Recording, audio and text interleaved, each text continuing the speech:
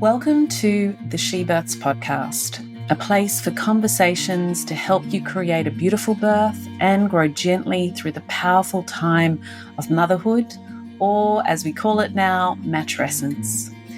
We are not just birthing our babies, remember, but also ourselves. I am Nadine Richardson, your host and creator of the world's first scientifically verified childbirth education program, She Births. I have been a yoga teacher, doula, and birth educator for over 20 years, and I started to create She Births after my own wild and wonderful birth experience. Today, I am proud to say that She Births has helped tens of thousands of families around the world, and we are published in the British Medical Journal. Our programs have a unique, holistic toolkit, mindset skills, and philosophy that all work together so that you can have the most natural, gentle, and joyous birth possible and make birth beautiful no matter what unfolds. I will be talking with fellow experts around the world so that you can feel empowered and critically be engaged in decision making. There are lots of birth stories from mums just like you, sharing their challenges and joys. We will be hearing from mums and celebrating the extraordinary growth that happens during motherhood, that unraveling rite of passage that leads us to finding a new self on the other side. Our world-class birth courses can be learnt either face-to-face or online inside our free app. Just jump onto the She Births website, shebirths.com, and take a look. We have lots of freebies for you if you feel like learning more. We have a doula matching service, the perfect way to ensure you and your partner are supported, our matrescence program, and our 14-year-strong Soul Mama Circles, the perfect initiation and support into motherhood and sisterhood. Our vision at She Births is to make birth beautiful for every family around the world. So if you like what you hear today, please help us to keep this podcast going by subscribing, reviewing, and sharing with a friend. I hope you enjoy this special episode. Welcome to Season 10, Episode 5 of the She Births podcast. Today I talk with pioneer, author, and founder of Active Birth, Janet Balaskas. If you've done She Births with me, you'll have heard me say how incredibly important it is to understand active birthing, and I believe even criminal to not include in your birth education. It is still so incredibly relevant today. Now, Janet began her work as a birth educator and author in the late 70s and founded the Active Birth movement in the 80s. She published the Active Birth Manifesto, and to this day, Janet is still a leading voice in that global campaign to transform birthing practices. Her innovative ideas have spread throughout the world, inspiring parents, birth educators, yoga teachers, midwives, obstetricians, doulas, and even created new designs for birthing centres. She has published multiple books, made a film, and her Active Birth Centre was founded in the early 80s in London, England, and continues to this day. It was such an honour to have Janet. You can discover more about her on her website, activebirthcentre.com. Our conversation today covers the origins of active birthing. We discuss Janet's personal birthing experiences and the evolution of birth practices from upright to lying down. Janet emphasizes the significance of gravity, hormonal interactions, and we highlight together the benefits of yoga as a preparation tool for mums. The conversation delves into the need for informed consent and empowerment of women in their choices. We chat about the profound spiritual experience of birth, emphasizing the importance of presence and surrender, and highlight the evolving role of partners in the birthing process. We discuss the active birth movement and detail its revolutionary impact on birthing practices and environments, and finally conclude with reflections on motherhood, matrescence, and parenting. I hope this podcast is inspiring and empowering for you and helps you create your own beautiful birth. Remember, you can learn more and embody the power of active birthing and more in our She Births courses, either online or face-to-face. Just join us at shebirths.com. My very talented friends at Milk Label have created the most amazing leak-proof breastfeeding bras and have very kindly sponsored the podcast that you are listening to today. That's right. No more soggy, disposable breast pads creating landfill or adding more plastic to the planet. And no more reusable breast pads that slip all over the place. Just bras that absorb milk leaks and keep you dry. Because we all know a sleep-deprived mum does not want to deal with leaking through her clothes or leaking through to her bed sheets at night. Milk was created by mums to solve this issue for themselves, and now it's here for all mums. The mission at Milk Label is to support a woman across her life, and especially as a mother. There are no fiddly front clips. I remember those days in a cafe where you just want to feed your baby, you're fumbling one-handed trying to unclip the bra while your baby cries. Milk is really simple and easy to pull across for feeding. Milk bras also don't look like a typical breastfeeding bra. They are gorgeous, so you can keep wearing them afterwards as you move through different seasons of your life. I just love mine. And underwear is the same. Cuts that specifically work for the female body through pregnancy or postpartum. Cuts that support our figures and a mother's body through all of the changes. Go check out its Milk Label and use code SHEBIRTHSLOVES at the checkout to get 15% off any purchase. I know you will love them. Simply go to www.itsmilklabel.com. itsmilklabel.com, and make sure you use the code SHEBIRTHSLOVES, plural for both, and you'll love it. Janet Balaskas, welcome to the She Births podcast. Thank you, and hello to everybody who's listening. Yeah.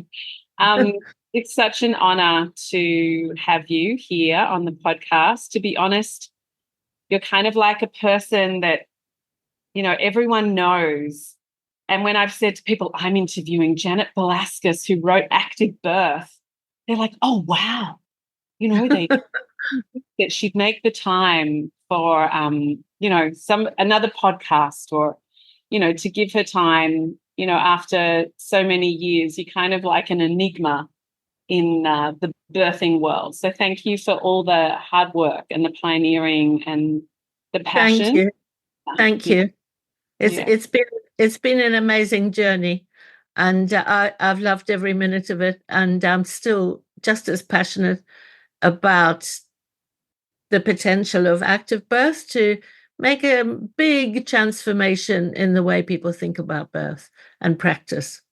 Yeah. And, you know, how women can think about how they might want to give birth themselves during pregnancy. You know, I hope that I can contact their instinctive bodily awareness for that. Yeah. Well, maybe that's a good place to look. There's so many places I want to jump in because you and I are yoga teachers and birth educators and obviously lovers of yoga. And pregnancy yoga is such an important part of preparing for birth. I want to cover that, but I just wanted to acknowledge as well, you know, you're a mother of 4 and your 4th baby sounded like he was rather large and you did that at home. And yes. Can you tell us a little bit about your birthing journeys, your own personal birthing journeys? Sure, that's a good place to start.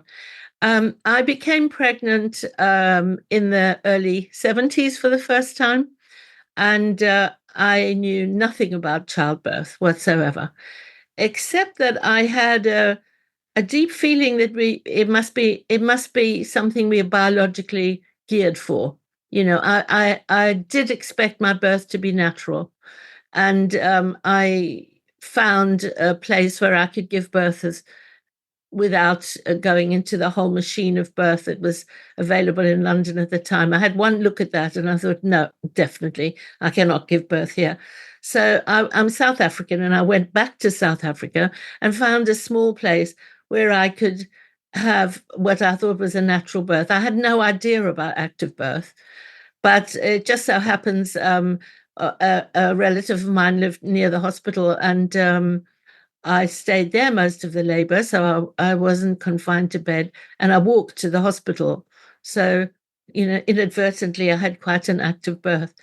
But I was given an unnecessary episiotomy, which I had asked not to have. So there was a moment where a doctor just took over and gave me an episiotomy at the last moment.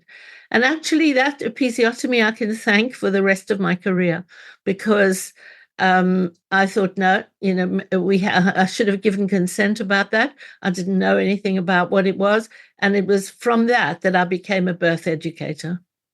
Yeah, I get it. I hear it. It's I've heard that from my stepdad, who was a doctor in the 70s, and when he did, sorry, that's the dogs dreaming in the background. My sausage dogs are whimpering, having little dreams. Yeah, it was standard practice in obstetrics, and they really thought that it helped. A lot did, just to literally go and do this and confine women to bed. You said that. Yeah, that was the practice. And, in fact, birth used to be called confinement. Yeah. In Victorian times. So, and that was my own one and only example of a doctor taking over, taking control. And it was just at the moment of birth. Nonetheless, the birth, I did love it, and it was beautiful. My daughter swam out in the amniotic fluid, and it was beautiful. And from then on, I decided I'm going to give birth in a doctor-free zone. So let me say, I'm not anti-doctors at all. Of course we need them when things go wrong, but when everything's okay, we only need them in the background. That's right. They're a safety net, and they're a safety net. Yeah, and everyone should have access to that. It should be a right for all women. Yeah, we're very fortunate to have that in the background. And, so when I became pregnant some years later, I was living in London. I'd moved to London. And I'd decided to become a childbirth educator. I studied with the great Sheila Kitzinger, Amazing. which was wonderful. And but still, we didn't know anything about active birth. And so it wasn't until I gave birth to my first child in London that through my training and through this birth, it led me into active birth, because this is my second child. I was training with the National Childbirth Trust. So I was training to be a birth educator. I didn't think much of the results, the outcomes that the classes had. I thought there's got to be something wrong in this approach. And but I was given an obstetric model of a pelvis, which has been my major tool for teaching birth ever since. But we weren't taught how to use it. So I went and studied the shape of the pelvis and looked at the anatomy. And also at the same time, I was pregnant and practicing yoga. So, and yoga, many of the yoga positions are wonderful preparation for active birth. And when you practice them, you get the feeling in your body, which is, what you need to contact that innate instinct that all of us women have. So I began to put two and two together and at the same time, I thought, what? There's absolutely nothing in the course that I'm doing that teaches us about the history of childbirth. And normally when I study something, I study the history. So off I went to the museums in London, where there's a wealth of information and artifacts and, artworks and so on, to do with birth through the ages in different cultures from Neolithic times. And what did I see? Not one image of a woman giving birth lying on her back. apart from those that were, led to the development of the cesarean section. But there was nothing. I mean, in every culture on the planet, women were standing, kneeling, squatting, walking around, using birth stools with midwives, surrounded by other women. These were the images that I saw, and I thought, well, what's wrong with our culture? And then discovered that, reclining recumbent birth was only, in fact, 300 years old, as against millennia. And it was only in France that it happened with I won't go on about that, but the invention of forceps. And that was the beginning of obstetrics, for which we can be grateful. And I'm sure, they were in some way, but it became fashionable for aristocracy, women in the French aristocracy, to give birth lying down on their backs, delivered by forceps, without any epidurals or anything. And God knows how that became fashionable. But it is amazing what the power of fashion is, on customs. And basically, we lost the traditional customs of birth, which I call the grandmother knowledge that's passed on down the generations.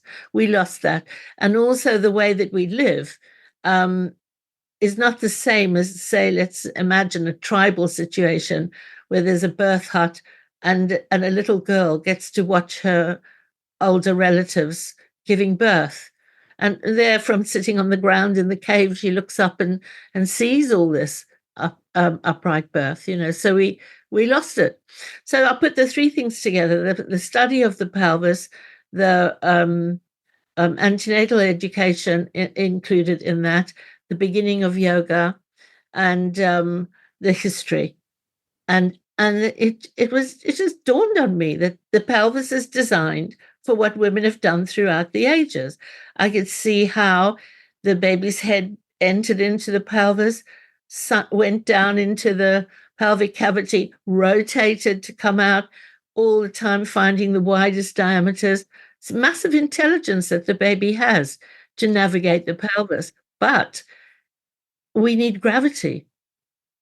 It's so difficult, or if not impossible, very difficult to do that lying back.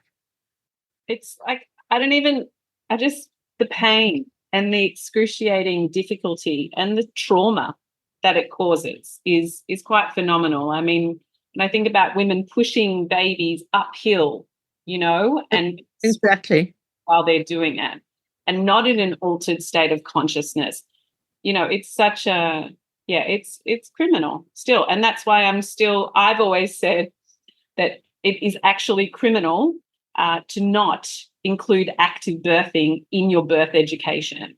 And it even got left out of birth education. Like you say, there were fashions and trends and vogues, and things get picked up in culture because they look or sound kind of cool. And wouldn't that be a nice remedy, just to birth in a whatever particular way? But active birthing is still incredibly relevant today because of this mindset for women and the culture within hospitals to labour on beds. And well, it's like a complete lack of understanding of the physiological processes of birth. And it's kind of a culture that's developed where well-meaning people believe they're doing the best for the mother, but they're subjecting her to medical conditions, that don't enhance the biological process. And there's very little knowledge. Even today, even though things have massively improved, there's very little knowledge of actually how the body works, particularly the hormonal physiology, the journey of the baby, and how it's not just a matter of gravity, but gravity also. I mean, the whole thing knits together like an amazing symphony. I don't know how to describe it, but I can give you one example. That, for instance, let's say when a mother is upright, or a lot of the time, and the baby's head is the heaviest part of the baby's body, so that encourages the baby's head to drop down, and that actually stimulates the tissues inside the head pressing against the the lower part of the uterus, the cervix, and later on the vagina. And the baby has a role in that the head stimulates the release of the hormone prostaglandin. And prostaglandins are softening hormones. So the baby literally softens the whole birth path on its way out. But my point is that we now know that there's a kind of loop between prostaglandin and oxytocin, which is the main hormone that makes the uterus contract. So it's called the prostaglandin loop. And so as the baby softens the birth path, it also stimulates the release of oxytocin, which makes the uterus contract more efficiently. And the whole process, and that's only one of a whole network of linkages and interactions between the physical and the hormonal. But fundamental to everything is that we need gravity. Yeah. We need Beautifully. we need gravity, but it goes so much deeper than that. It's not just a matter of positions. There are connections all the way through. I'll give you another one. Is this okay? I love hearing. Okay. I'll give you another one. You mentioned that birth is more painful for a woman lying back or semi-reclining, and that is because the uterus wants to tilt forward when it contracts. Yeah, when you lie back, it's fighting gravity, but when you lean even just slightly forward, a little, even a few millimeters, the uterus contracts more freely, and there's less weight on the blood vessels behind it. And so it's complicated, but the net result is that it helps the hormonal process. So you get more circulations of hormones in the bloodstream that reach the uterus. So you get better contractions because there are more oxytocin molecules going into the fibers of the uterus. And also you get a more endorphin, pain relief, inner morphine, endorphin, our own inner pain relief. And so does oxytocin have pain relieving properties. So you get more natural pain relief when the uterus does not have to fight gravity, and the blood flow to the uterus is better. So there you get another example. Women standing upright, leaning slightly forward. What does that do? In the olden days, they just knew that it eased and made it more comfortable. And it was the tradition handed down by the grandmothers. But now we know that it enhances the flow of blood, and that we know about the hormonal physiology, thanks to your amazing Dr. Sarah Buckley, who's a must in my view, and in Australia. I've lost She fully changed the whole understanding of birth education through her first essay. It was groundbreaking. I remember reading it. I'd actually just had a miscarriage, and a natural miscarriage at home. That was a completely ecstatic experience. And I read her essay and I was like, wow, this explains it. This completely explains it. So, now we have the explanations, and we have the evidence as well, the research evidence. Finally, evidence is coming out that the pelvis opens better when a woman leans forward and the sacrum can move.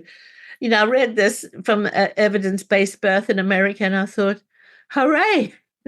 But to ancient women, it was obvious, because it was just easier when they bent forward, the baby came down more easily.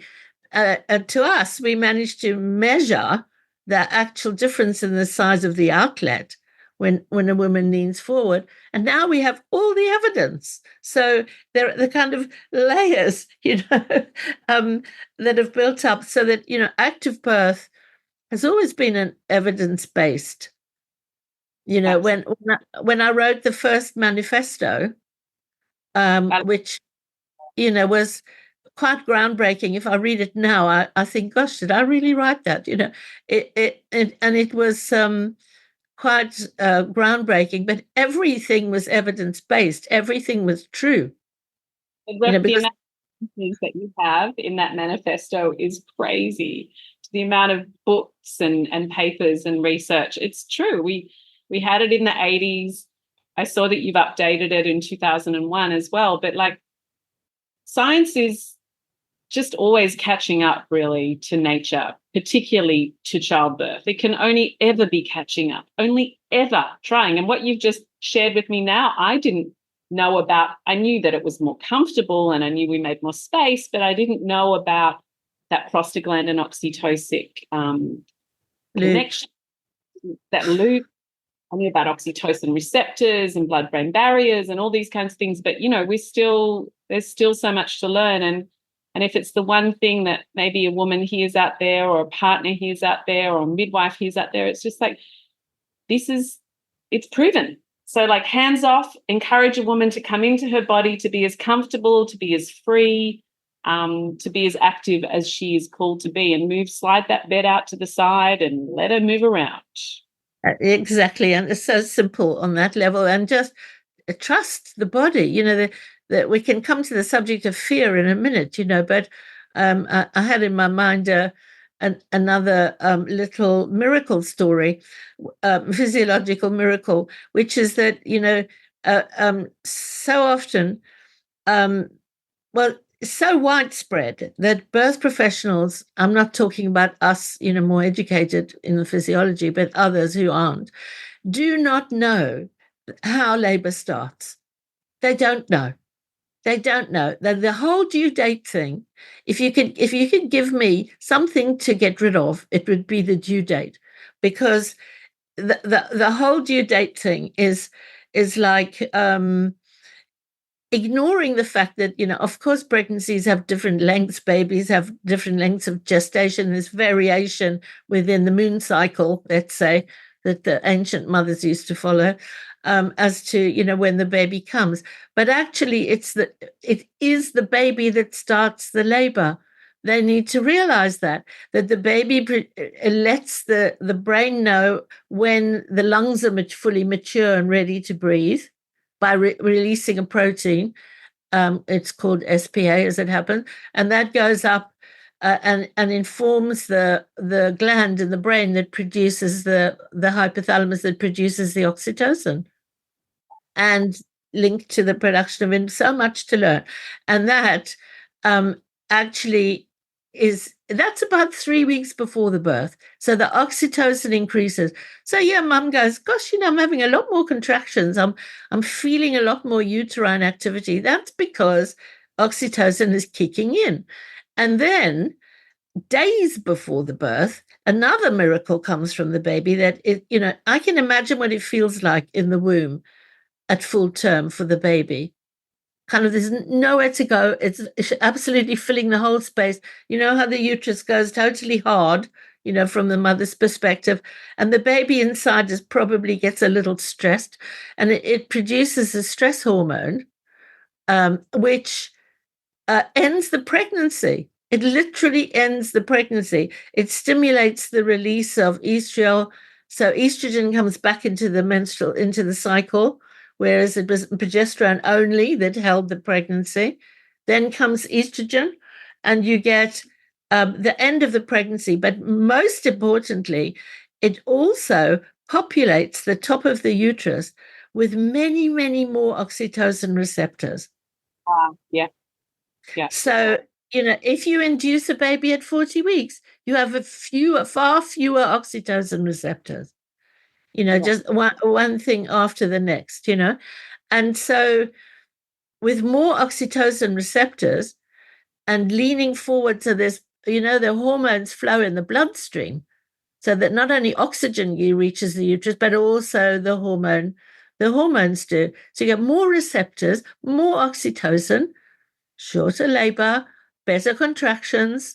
And these are the things that were found in the early days of research with active birth, that you have more efficient labors and they tend to be shorter.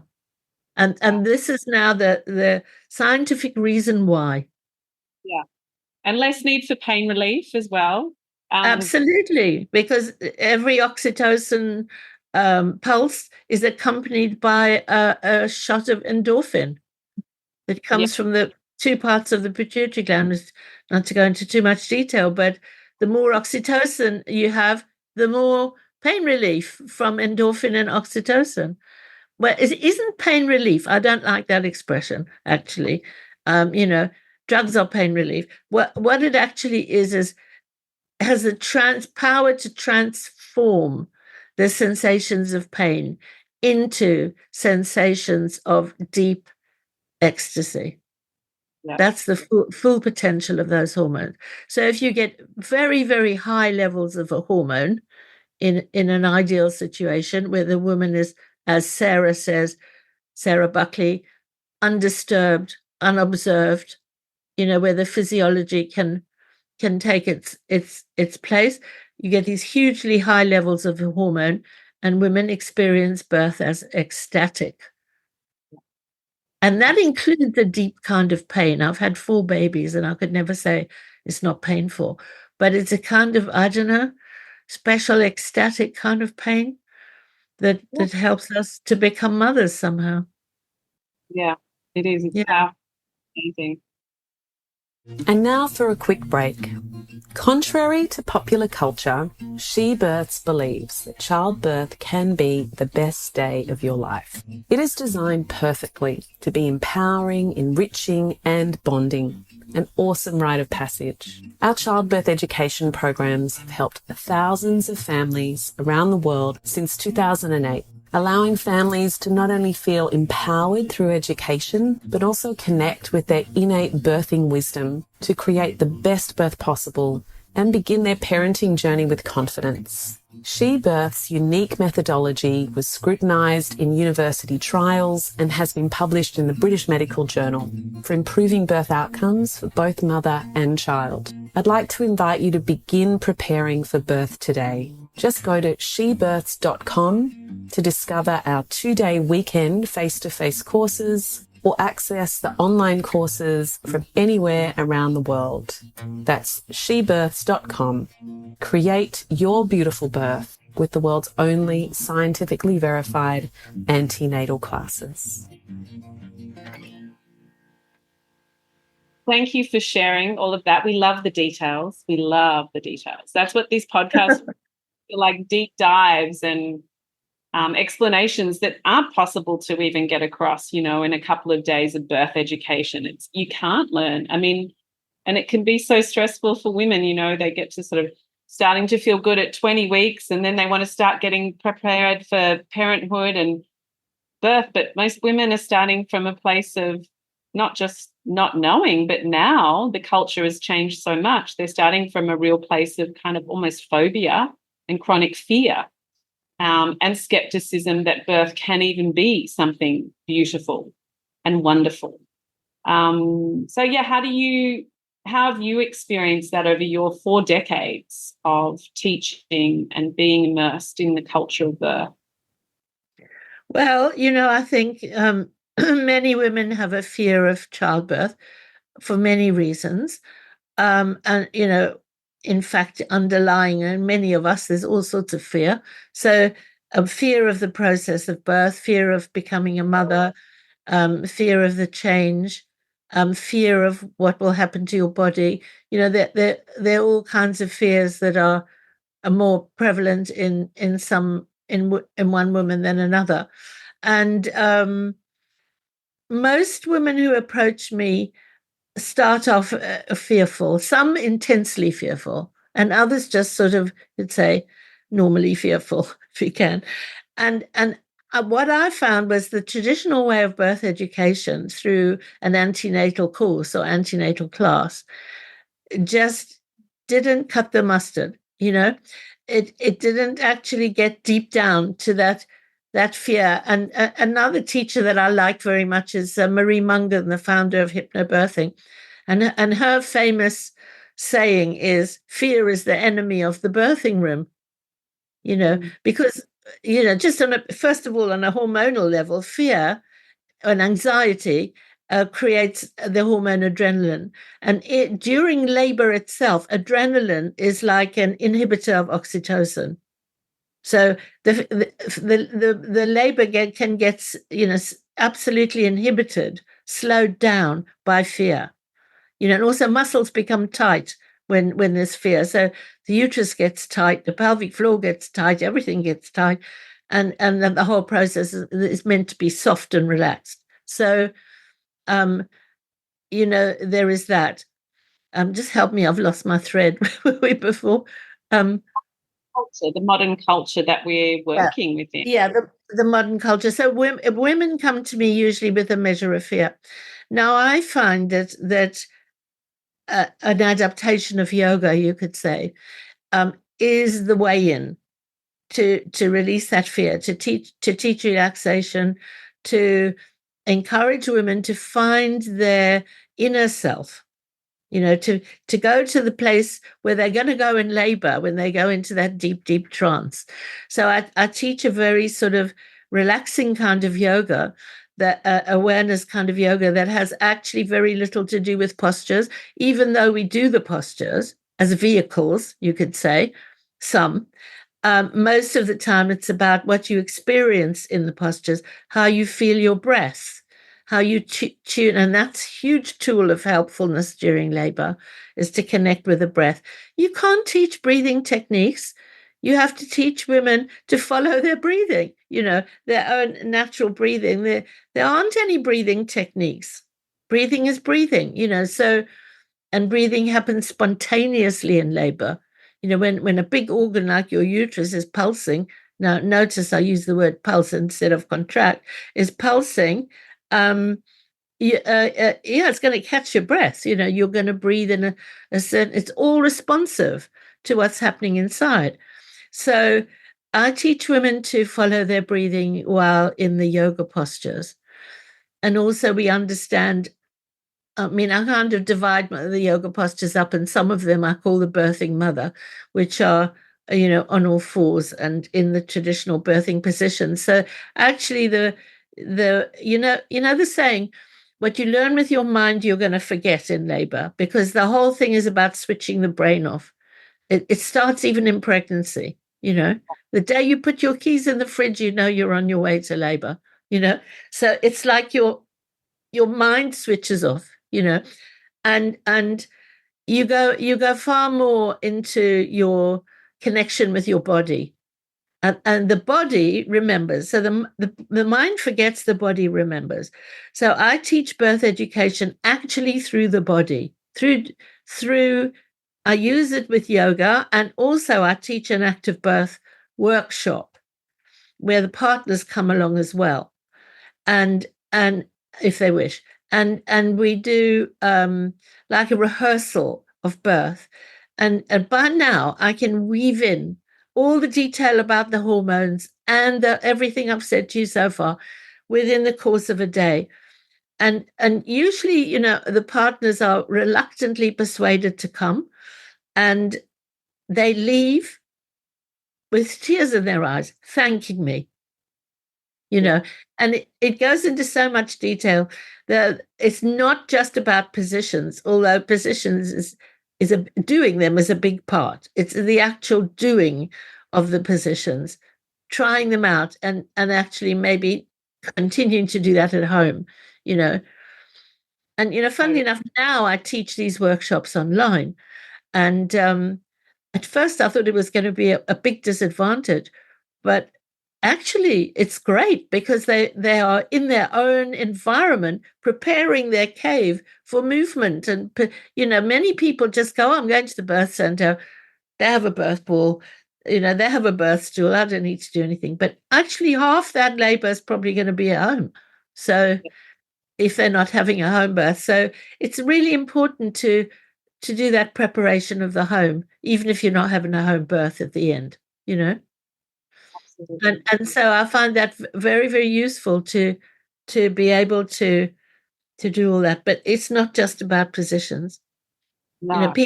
People say to me, have you got a chart of all the positions? And I can tell you, I deliberately haven't. Because I think from inside yourself, once your body has been open to the possibilities, from inside yourself what you want to do with your body. Yeah. No, and how you want to move. That birth preparation has to be bit of top down, but a lot of bottom up, And Exactly. I like that. Yeah. both of our backgrounds in yoga led me to, wanting to understand birth as well, because I'm like, this is yoga. Like, birth is yoga. This is Oh, an for happening sure. process here. And those beta endorphins, they are the exact same hormones that of transcendence that are generated when we meditate, when we're more mindful, when we're in the present moment, looking at a beautiful, awesome sunset. This is what we're all looking out for in life and learning to do more of. Jesus, just go and experience in full presence and surrender to birth, and for partners to be in there in awe of that. And we all get a massive spiritual upgrade. Absolutely. I couldn't agree with you more, and this is the kind of preparation you need, because this is a deep, big spiritual experience. And that's one thing some people are afraid of going deep and going deep inside themselves. So, some of the meditation and relaxation and yoga is absolutely the best way I can think of a woman can prepare. You know, and I'd like to say a little bit about the fathers as well, because I have a particular fondness for having fathers in the workshop, because we come from the days where, first of all, there was husband coaching, and all that kind of old-fashioned idea of the partner sitting there watching her, holding her hand, But now I feel like when I teach the journey of the baby through the pelvis, is brilliant for the fathers, because they can kind of visualize and empathize with what the baby is going through, and I often say to the fathers, and honestly, I can bring them to tears as saying this,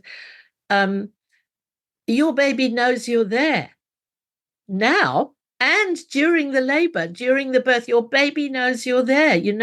How much that helps your baby through the journey. You're helping your partner and a baby. And I think the thing about the pelvis demonstration is it becomes a visualization during labor that helps the woman and her partner to know exactly what the baby is experiencing, because in some ways you could see birth as one of the first most important acts of parenting, to help guide the baby from inside the womb to being born, and to be informed with this body wisdom, and for the partner to be able to truly empathize with what's going on, and be able to know what's happening for the baby through it. Now, those are parents giving birth together, and I think it's really, really wonderful, and I don't think the birth is finished until the father has had his half hour alone with the baby, holding the baby. After the placenta and cord and all that stuff is finished, there can be a half hour for the father or so, while usually the mother is really happy to change into a nightie and climb into bed, and then he can have his bonding experience through smell, touch, sight, and sound with that baby. And the things that fathers have said to me about that is how precious that was, how those were the moments when they knew for sure that they had become a father. So this, I think you used the word matrescence, which is about the journey of becoming a mother, but there's also a journey of becoming a father. Only the father doesn't carry the baby inside. So this half hour is really, really important, and if I can encourage them not to get in touch with family and friends and mobiles and all that till after that's finished and they're together as a family, then I feel the birth is complete. So I see the father's role in the birth as being very, very important, if it's possible.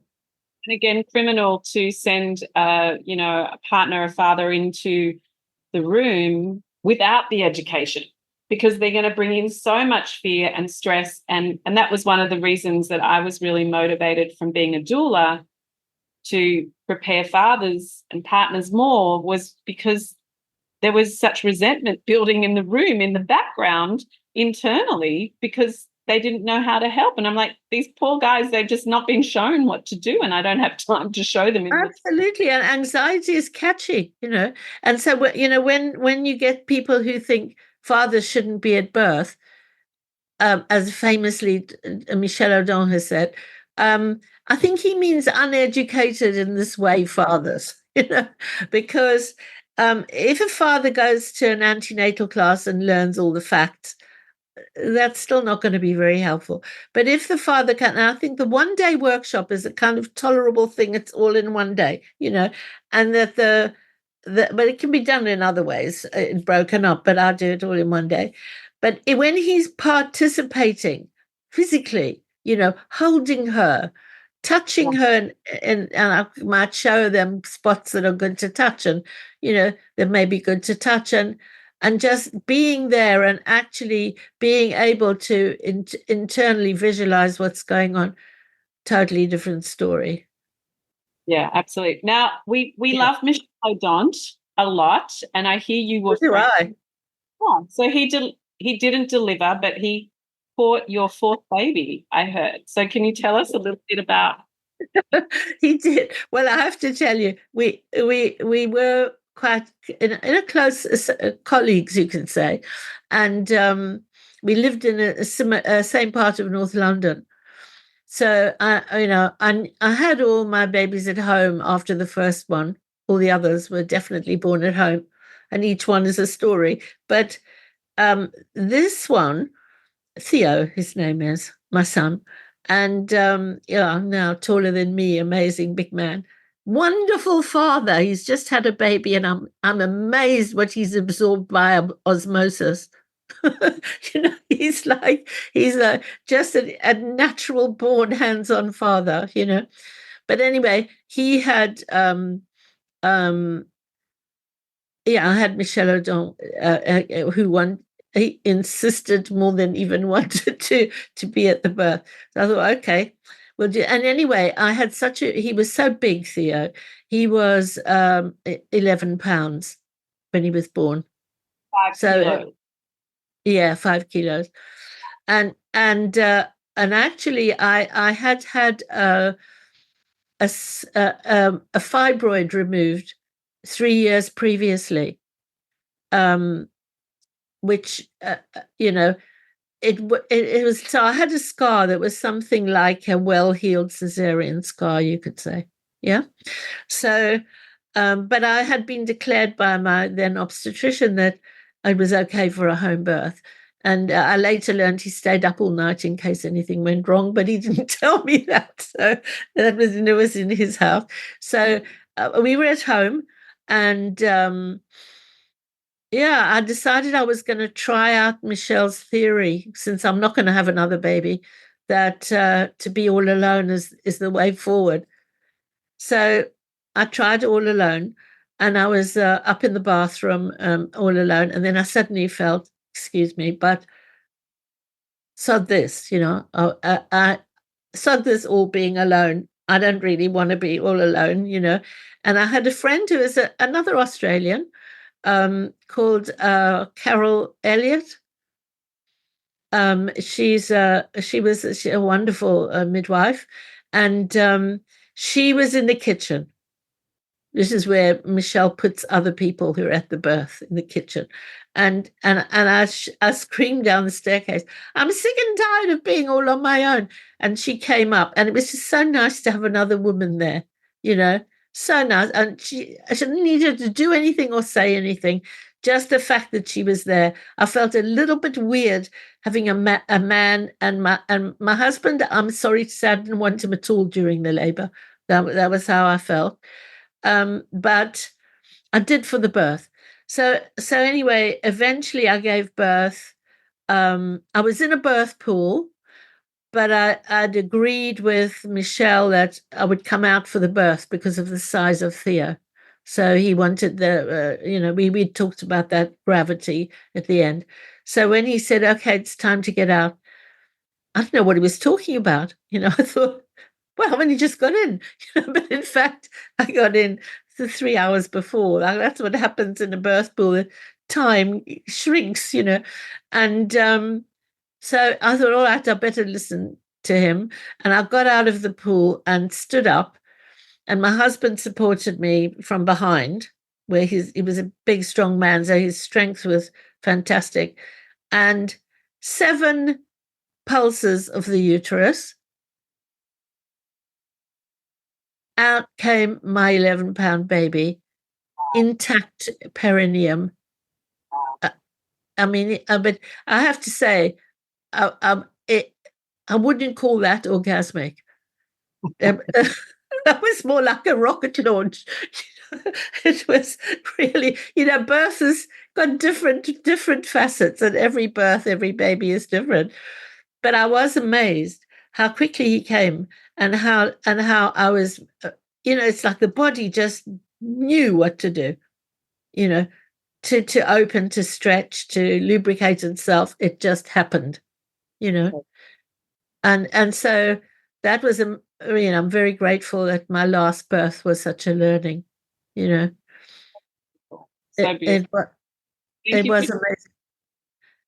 But I'm happy to share that story. I love it, and so yeah, that was number 4 with Michel Odon. I will tell people at the beginning who Michel Odon, because some people might not know who he is, but another extraordinary pioneer. He set up the Primo Health Research Centre and wrote Birth Without Violence. No, Frederick Le Boyer. He wrote Birth Reborn. Reborn, the water births. That's right. Get the French ones mixed up. But they're both philosophers, which is, I think, often what it takes. And we've got some extraordinary obstetricians here in Australia. And some of those really wonderful ones, they're philosophers. There's a spiritual element to their lives. And I think that's what allows them to be ego-free in the space. And I think that's absolutely critical if we're going to have anybody in the space, in the sacred space of birthing. But it's a beautiful thing if we can have physicians who also have that philosophical or spiritual element. Yes, absolutely. And there is that feeling about all of those, and there are obstetricians like that all over the world, and a few, in every country I've been to, and they have a tremendous empathy for women and what women want, and they have an ability to facilitate, and a power to facilitate as well, within the birthing place, and it's invaluable. I mean, in my case, it was Dr. Yehudi Gordon, who was the active birth obstetrician, and he facilitated all the early births or active births in hospital. Well, maybe I always say when I introduce you and active birthing, I say it's not just movements and postures and positions. It is a movement, and it's an attitude, and it's a frame of mind as well. So it's a philosophy, and we've kind of covered a lot of that and some of the practicalities, but maybe we can talk about how it became a movement, how it took on a life of its own. Because your book, when it came out in 82, was it? Yes, 81, 82. It changed. Yours and Ina May Gaskin's were the only books that I accessed during my pregnancy. We didn't have Amazon in those days or Google.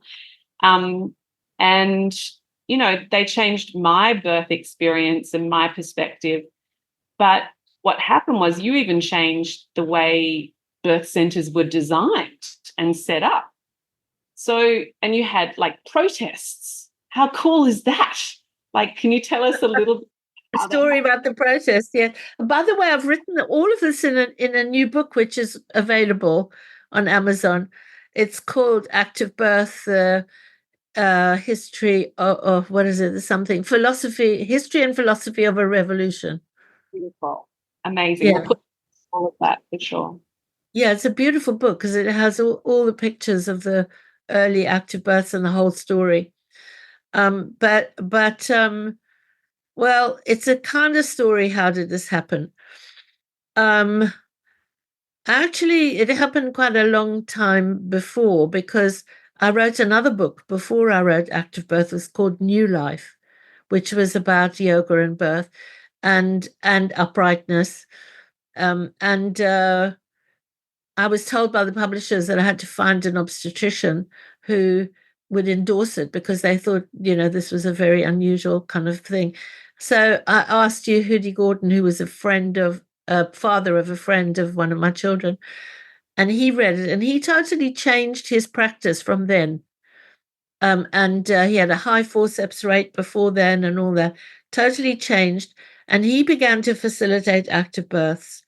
And he eventually developed birthing early birthing centers that were modeled on the inspiration of Michel Audin's birthing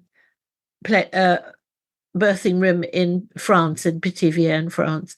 So it started with that, and the idea that we need to roll away the obstetric bed and make the woman more comfortable, have more homely textures and colors around her, be able to dim the lights, and start to be able to create an environment that was suitable for the release of hormones during labor and birth, and for the freedom of movement. So, and so women need to be able to stand, walk, squat, lean, lie down, whatever they want to do, then move, breathe. They need to be free during labor and birth. And they need an intimate, quiet, darkened space like all mammals do, for where they feel safe. That's really, really possible. So the birth center movement, where people had the sort of proximity to hospital, but the sort of more appropriate environment, really worked for some women. But for some women, for me as a woman, I had to be at home. So we vary in what our needs are, and it's great if we have a maternity system that provides for everything and everyone. And sorry, were you teaching yoga classes and the women just started to hear about more active methods? Oh, yes. So I was doing yoga during the pregnancy, and I invited a couple of other people, 3 or 4 people from my antenatal class, to join the yoga class. And that was, for me, how pregnancy yoga was born. I'd never heard of it before. So we practiced with the yoga, excuse me, and ended up, some of us chose to give birth at home, and some of us chose to give birth in hospital. And why I told you about Yehudi Gordon was they were facilitated by him in that hospital, to be free within even the traditional, you can actually close your eyes and do this anywhere, so they did, he was facilitated active births within the hospital. This divided the hospital into like the pro and anti, and the lead consultant in the hospital was having none of this animalistic behavior. That was what he said. And then one day, a woman who'd been in my yoga class, okay, they weren't allowed on the floor, so we did it all on the bed. So she was kneeling forward on the bed, and a midwife physically tried to roll her over. And this was close to the transition stage, close to birthing. So she said, no, she's not rolling over. So the midwife said she has to sign a disclaimer that if anything happens, can you imagine when you're in the middle of transition, about to give birth, and you have to stop and sign a disclaimer, and she was quite a, what can I say, feisty woman. So she took this further, and complained. And I felt sort of, oh yeah, I forget the doula also threw a glass of water in that midwife's face who tried to roll her over. So it was quite a thing. And I thought to myself, no, I felt bad. I felt this is not a battleground, should not be at the birth. So I'm going to organize a demonstration. And we're going to do a march past, a sit-in. We were going to do a squat-in the hospital and have a little demonstration. I thought maybe 30 people, don't know what would happen. But anyway, Sheila Kissinger loved something dramatic like this. She got into helping, and loads of people helped, and the Association for Improvements in Maternity Services, they all helped, all the NCT. Before we knew it, we had a demonstration on Hampstead Heath where 6,000 people came. Coach loads of midwives. I mean, I have photographs of it all in that book. It's out there. Walking the streets with placards, with babies, with everything from this particular hospital where they now have active birth, of course, all the way to the Hampstead Heath where we had this demonstration. And we had a donation from a big famous pop group of a stage and microphones and everything. And all these 6,000 people sitting on the grass while a few of us made some speeches. And in the end of the day, actually, Yehudi Gordon left and started his own birth center, and the consultant who banned active birth, because it was banned, he had to resign as well. And nowadays, in the same hospital, we have a birth center, 2 birth pools, and a team of midwives to match, and home births. So,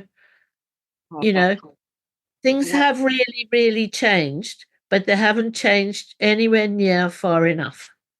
No, and if I could stay on the podcast and get down on my knees and do a little bow down to you, Janet, I would. So thank you for doing that. And thank you yourself, and thank you for inviting me. It's been a pleasure. Don't go yet. Don't go. We don't want you to leave just yet. Wait. Okay. Acknowledge that that's extraordinary. It must have been such a thrilling day. I mean, you must have been absolutely alive. Like, how did you even sleep at night when you went home from that protest? I don't know. I don't think I did feel that. I just felt normal. It's like, I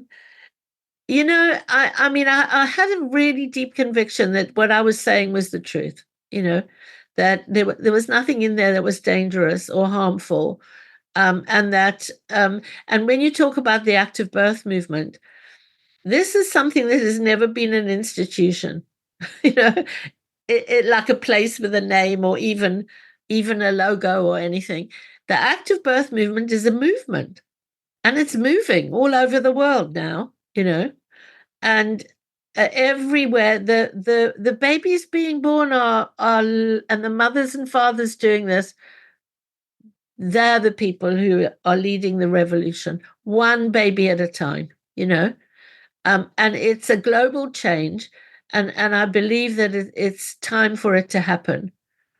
Much as I believe, other awarenesses need to come up in the world, like we need to have a culture that's based on love and not on hatred and revenge, and a total change. And I firmly believe that the most us mothers can do is start with birth. I agree. Could not agree. It's the beginning of a life.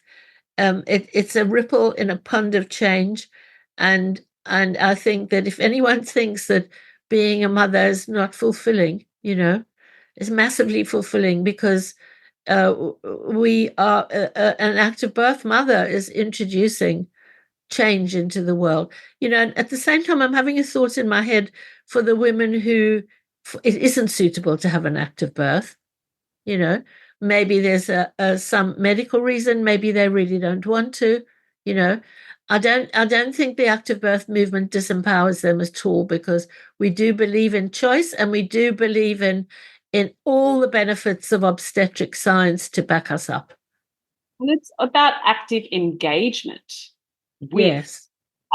what's unfolding. And to me, active birth is about being creative and adaptive and having agency. So it's like all of those things are within the active birthing, whether that's a scheduled C-section. We're actively engaged in asking for delayed cord clamping, and we're making sure that that baby comes direct to mum, and that there's a preparation, and there's calm, and there's love, and there's respect in that space, so that then we get that bonding and that connecting and that calm energy that flows through, into life.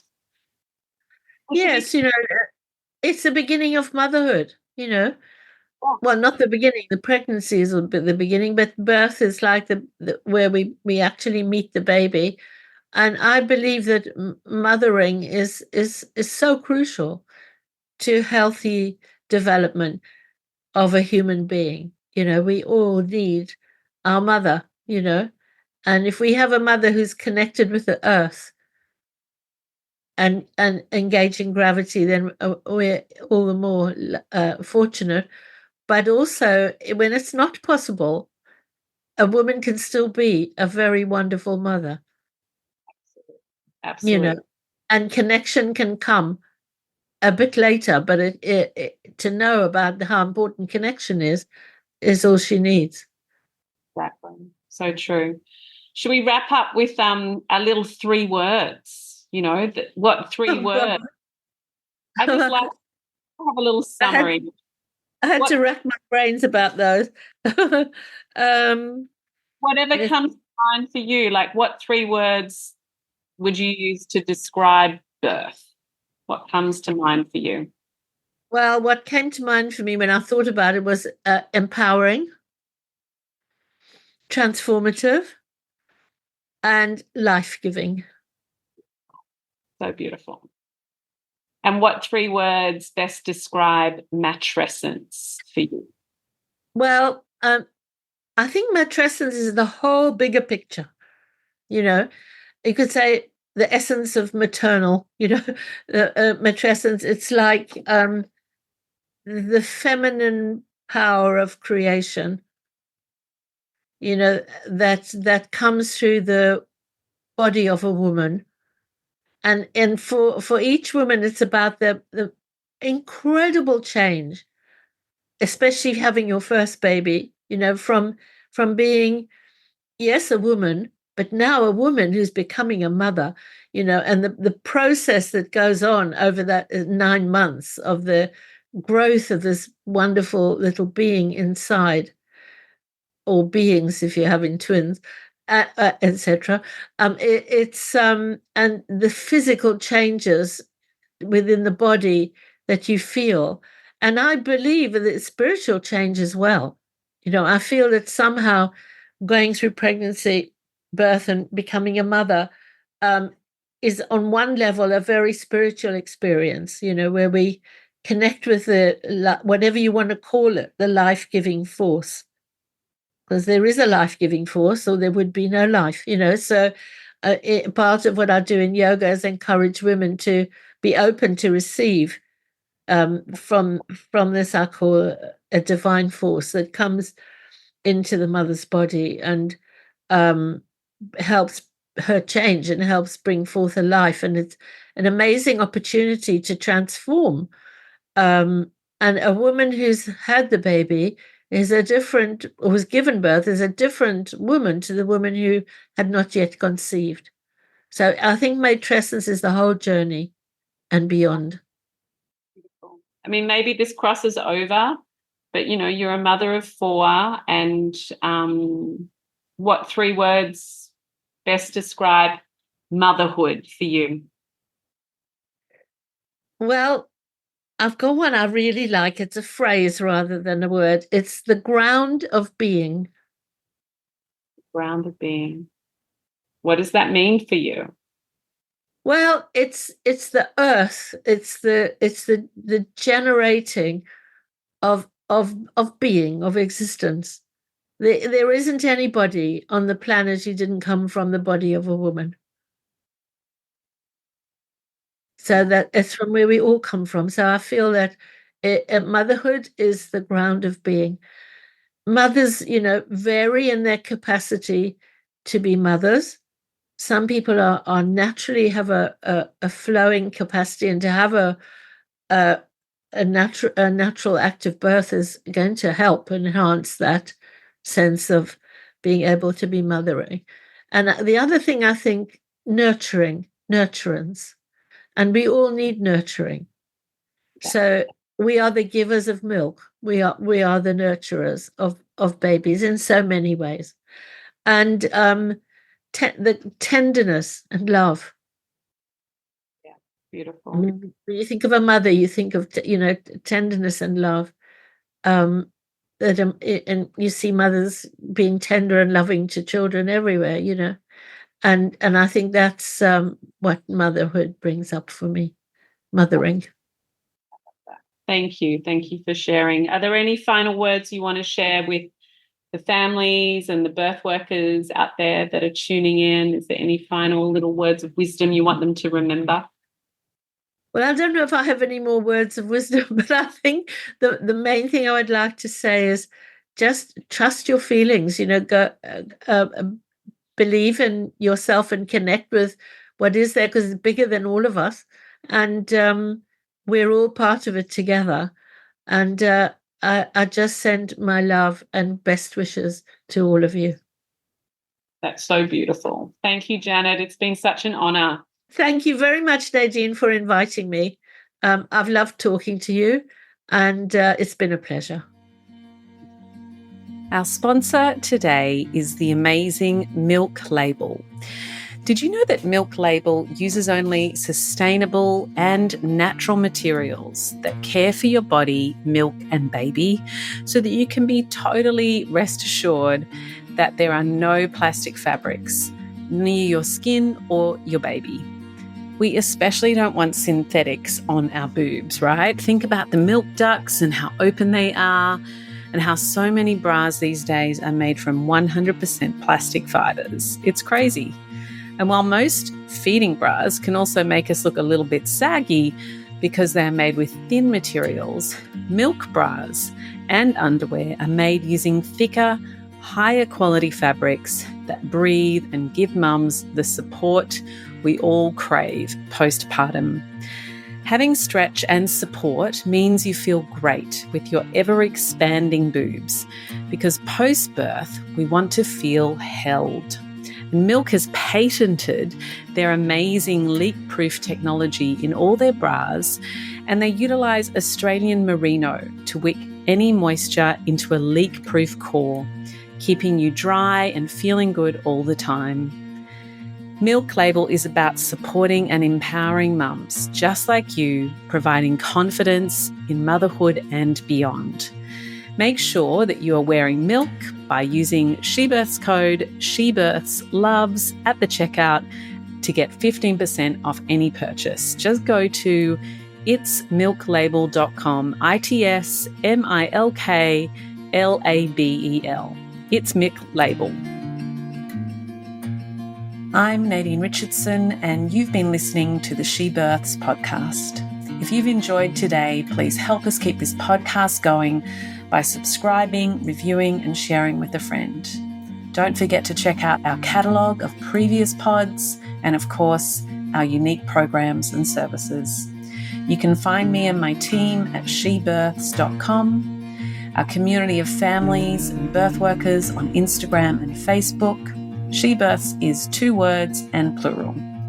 Remember, when it comes to having a beautiful birth and beginning motherhood, your SheBirths education is your empowerment.